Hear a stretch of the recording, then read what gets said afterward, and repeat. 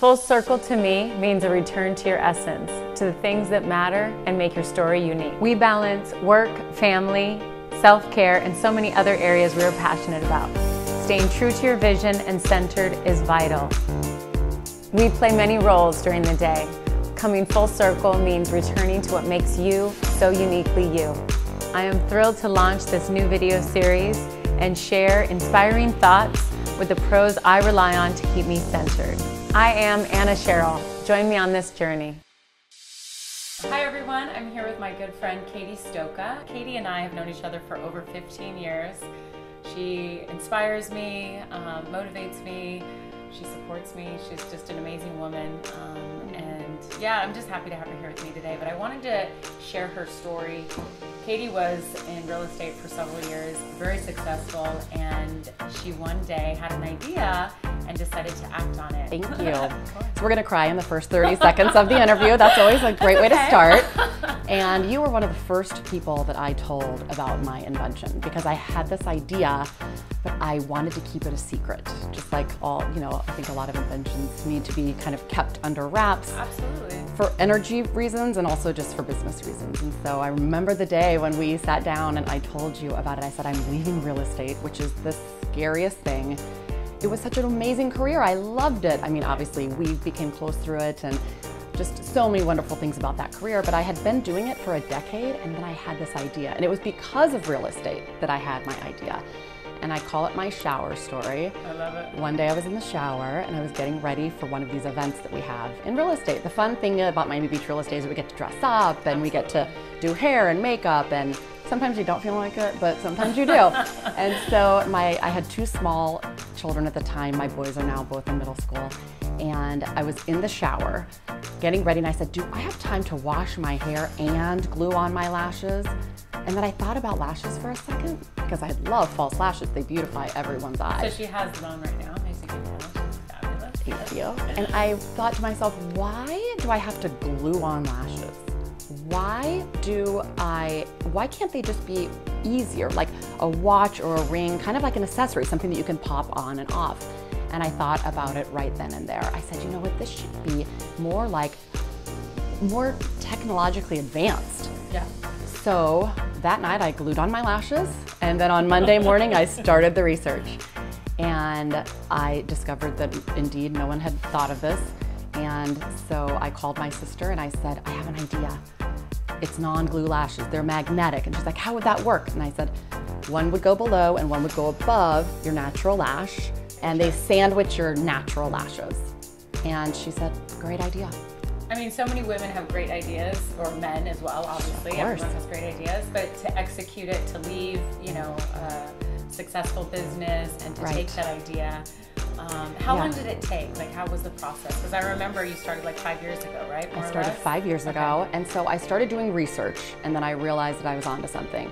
So I actually stayed in real estate for another few months, doing the research, making sure that it was actually a viable idea. Right. And then after that, I realized that if I wanted to go into something full force, it wasn't fair to real estate for me to be thinking about lashes, and it wasn't fair for my new baby invention of the lashes for me to stay in real estate just for safety, right?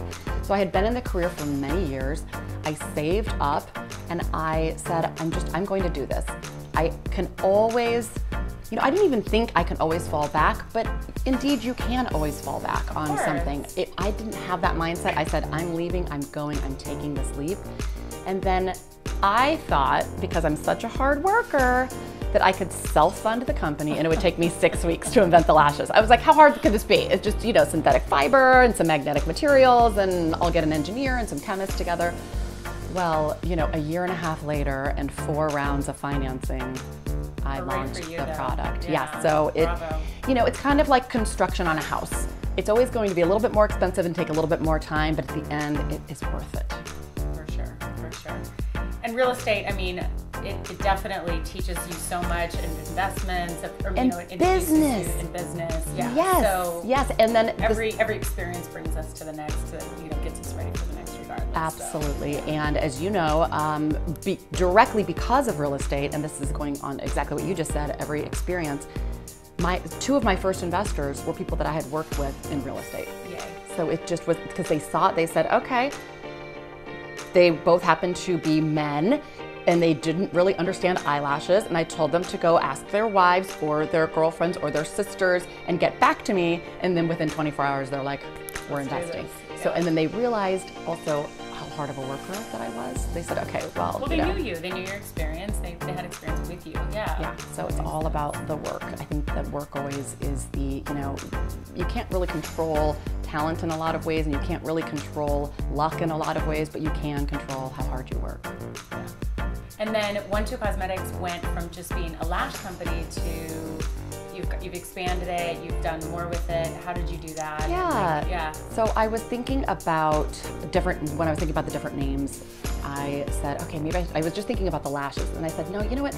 I really want to think, and I like to tell people that I speak with that maybe are creating their own companies, you have to think day to day what you need to do work-wise, but then have the vision also of what you'd like to create 5, 10, maybe even 20 years in the future. Even if you don't get there, even if you sell it before or whatnot, right. It's just great to have that in the back of your mind. So the goals, while still maintaining your day-to-day work, you have your goals in the back of your mind. So yes, we've been able to expand our lash collection as well as the rest of our products, which it's a dream come true because I'm a beauty junkie.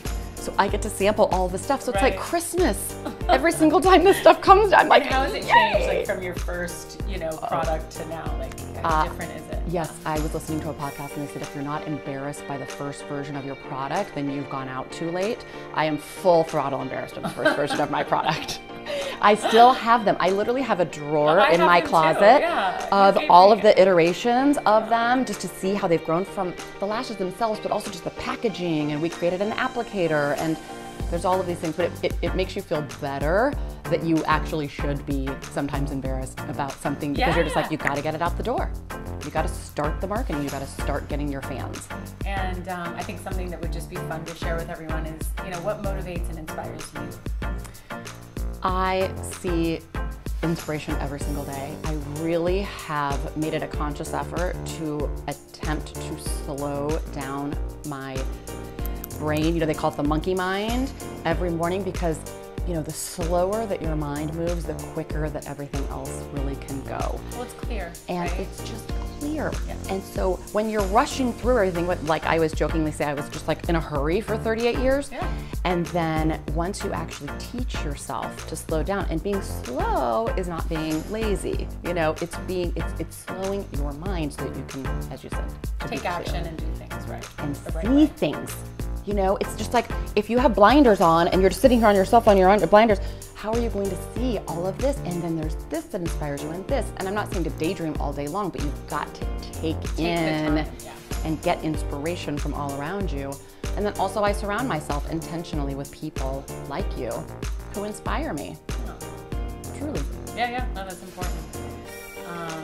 And then your morning routine, like I always ask everyone, like, what's your morning routine? Because I think your morning routine starts your day, and it's, it's kind of. I love it. And during COVID, did it change quite a bit? Can you, since we're all living in different times right now, what's your morning routine normally, and how does it change? Good question. So I love to be the first one up in the house. I think there's something really cool about the world before the sun rises. There's just something magical about it.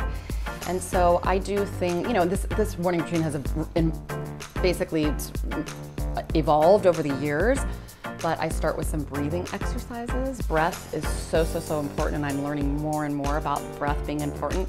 Yep. You realize when you're nervous, you hold your breath. And so to get your mind into the, so you do the breathing exercises. I also do a little gratitude, just being thankful for a few things in your life. It doesn't mean if you can be new things every day, it can be the same things every day, but to have the mindset of gratitude, because gratitude and anxiety cannot live in the same space. Right. What else is there, right? That's right. What are we doing here if we're not grateful for what we have right now? Totally. And you can't get to the next level in whatever you want if you're not grateful for what you have at this level. Right. This is just another fun one that I think. What would you say to your younger self? I love this question for a couple of different reasons. I think it's neat to reflect back on you as a younger person because, by the way, someday you will be in your 40s if you're not right now, and you feel the same. You feel the same. You're like, it's so hard to explain, but apparently this, obviously you have more this. confidence. but this happens your whole life. You're you. It's Yeah, still, yeah. you're still Anna. You know, you're course. still that little 8-year-old girl that's like running around your dad's property, you know, and just having so much fun. And I would first and foremost tell her everything's gonna be okay. It's just gonna be okay. And also try to start listening to the little teeny voice that starts to, you know, it's always been with us. I feel like it gets a little bit louder as you get a little bit older, or maybe just because we're tuning in a little bit more to it. I for sure think that, yeah. But don't take any sort of advice from someone else without checking into your inner voice first. And just drink so much water. 20-year-old self, please drink 8 gallons of water a day. Right. So I also wanted to ask you how you handle setbacks, like how you've handled any setbacks you've had in your life. Oh, I haven't had any. Not a one. I tell my kids all the time, and it drives them crazy, but you truly learn more from your losses. I mean, no 11-year-old wants to hear that after a failed soccer game, but you just do, because you just reflect more. What could I have done differently there? How did my strategy work? Where were my blind spots? Right. You know, so you just truly learn way more. But obviously, no one loves an L, right? No. But you just have to look at it as less of a loss and more of a business lesson learned, right? Or life lesson learned. Yeah. And then you can take, you know, I once had a mentor who, she said, everyone thinks I have all of the answers. It's really just because I've been through that situation before. Right. Well, right? Actually, and that's I know what helps us makes us stronger and helps us be able to relate to people. And then you're like, I'm not going to get on that path. I know where that one leads. I'm going over here, right? I'm going to make a better decision. Right, exactly. I mean, sometimes it takes us a couple times, but also don't beat yourself up when you do feel or perceive something as a failure, because oftentimes a challenge that you learn from or overcome can somehow like have a backdoor of like a relationship of someone that you might meet that will help in business later on, or that would become a friendship or become anything. And so it's like, I think looking at things with different optics, it's okay, yes, obviously there's some crappy business days, but looking at challenges as, okay, there's going to be something better on the other side of it. I can't really see it yet at all. It's really murky. But I'm ready. Maybe someday. Yeah, like ready for it, ready for the good, bring it down. And then mindset, like what?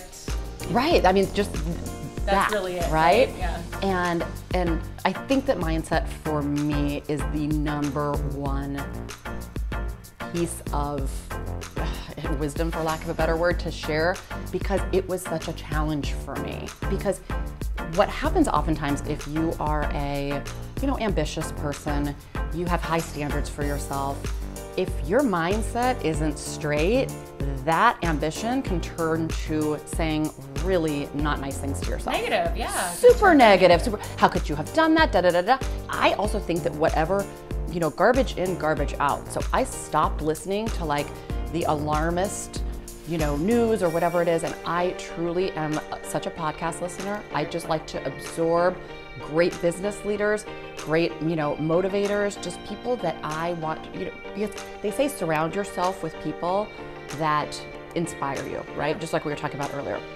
If you happen to not have a really great group of people, or you only have a handful of people, you can surround yourself with inspiring people.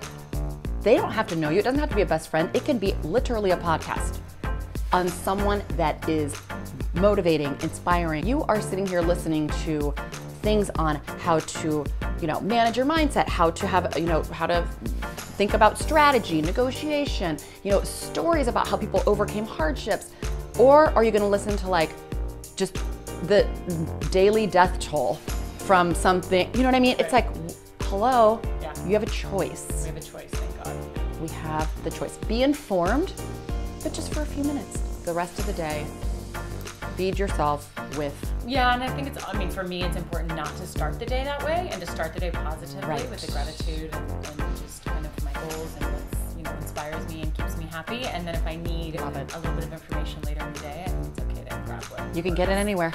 Yeah, it pops up on your phone, pops up on your computer. You know, you're not gonna, and if not, someone's gonna like tell it to you. They'll share it with you regardless, right? Right. So. I think it's better to have the wisdom of of others out there who have had the successes. I mean, there's so many inspirational people. And I think I would love to end it with, do you have a favorite quote or favorite, saying, something that matches your values? That is good. I love those, and I love that you send them to me. So Anna and I kind of have this accountability check-in practice with each other, and so I'll send her inspirational quotes. She'll send me inspirational quotes.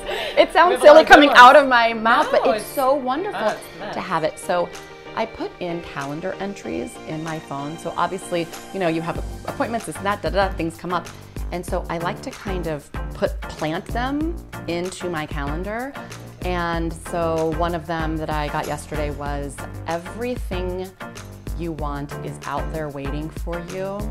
Everything that you want also wants you. Ooh.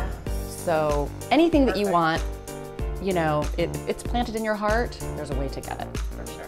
Yeah. Yay. Thank you, Katy. Thank you. Thank you so much. Well, thanks for being here, and that was fun. that's all I said. Yeah. Happy birthday. Yay, thank you.